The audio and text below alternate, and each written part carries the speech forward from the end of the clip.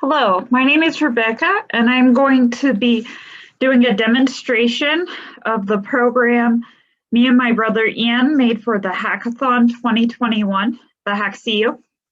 So here we go. So what we have is, this is a simulation of an evolving system. So we're going to have creatures that are smelling and going to eat plants. So if I play this game, you see we have all these plants and these little animals here. So I'm going to unpause it. And over time, the animals have different traits. And over time, they will reproduce once they get enough food and mutate a little bit so we can see which traits predominate. The plants are also evolving to get faster. So there are 3 different traits, and it will give you a summary of the average when you press enter. There's speed, which makes them faster, but also has the downside of having them require more food to survive.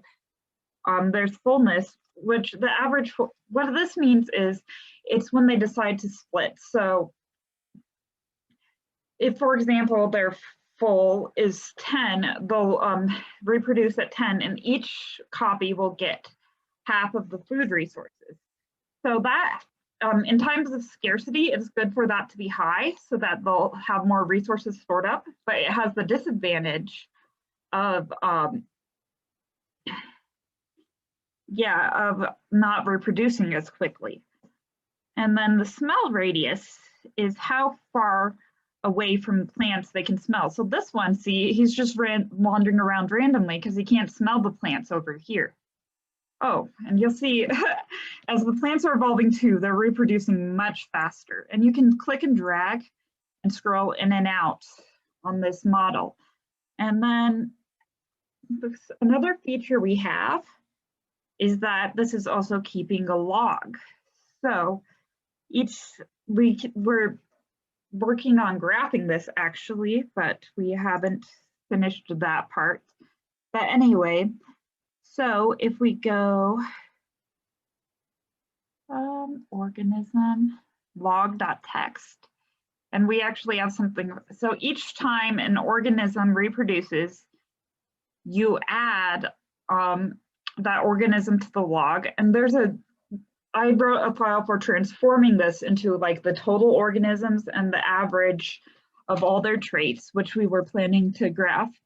So we add, every time an organism reproduces, we add what all of their traits are, and when they die, we remove them. And so then we can keep track of trends. So yeah, and another feature we have here is, we have this pause menu, and you can reset it from there. So that's basically what our simulation does.